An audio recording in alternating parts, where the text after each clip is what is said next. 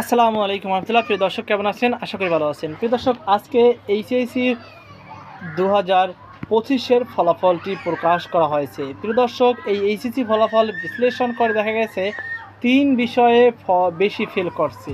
এখন কি সেই 3 বিষয়, চলুন দৈনিক শিক্ষা .com-এর মাধ্যমে জানিয়ে দিই। এছাড়াও আপনাদের ফলাফল যদি যারা ফেল করেছেন তারা চ্যালেঞ্জ করলে কতটা সিকিউরিটি আছে যে আপনাদের ফলাফল পরিবর্তন হবে, এই নিয়েই আজকের এই প্রতিবেদনটি সাজিয়েছি। প্রিয় দর্শক, দেখতেই পাচ্ছেন আপনারা দৈনিক শিক্ষা .com-এর একটি প্রতিবেদন। এইচএসসি পরীক্ষায় এবারে ফেল করেছে হিসাব বিজ্ঞান বিষয়ে। এবার এই বিষয়ে ফেল করেছেন 41.46%, অর্থাৎ প্রত্যেক 100 শিক্ষার্থীর মধ্যে 41.46% শিক্ষার্থী ফেল করেছে। আর ইংরেজিতে ফেল করেছেন 38.8%। আইসিটিতে 27.28% শিক্ষার্থী ফেল করেছে।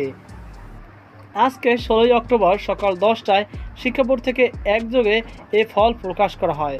পরীক্ষার্থীরা নিজ শিক্ষা প্রতিষ্ঠান বোর্ডের ওয়েবসাইট ও SMS-এর মাধ্যমে ফল জানতে পারবেন।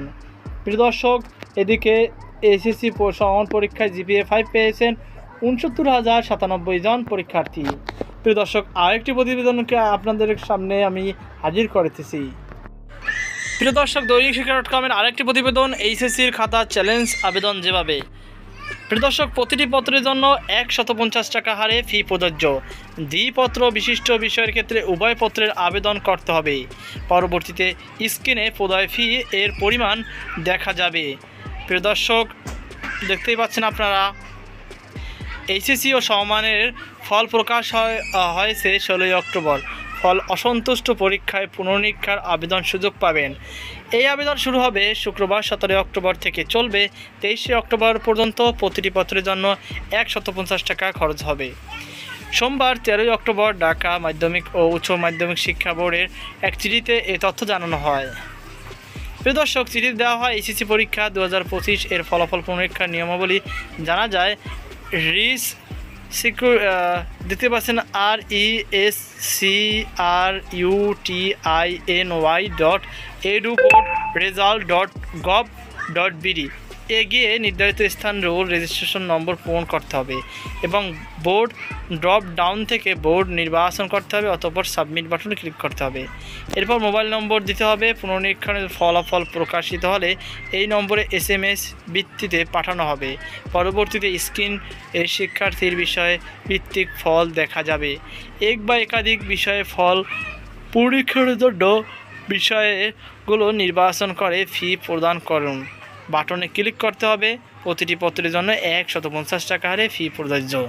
দ্বিপত্র বিশিষ্ট বিষয়ের ক্ষেত্রে উভয় পত্রের আবেদন করতে হবে। পরবর্তীতে স্ক্রিনে প্রদায় ফি এর পরিমাণ দেখা যাবে। বিকাশ, নগদ, সোনালী সেবা, DBBL, রকেট এবং টেলিটক মোবাইল সিমের মাধ্যমে ফি পরিশোধ করা যাবে। ফি পরিশোধের বিস্তারিত ধাপগুলো উপরিল্লিখিত প্রোটোকলের হেল্পলাইন বাটনে ক্লিক করে দেখে নেওয়া যাবে। ফি পরিশোধ করে আবেদনের পোর্টালে এসে জমা দেবেন বাটনে ক্লিক করতে হবে।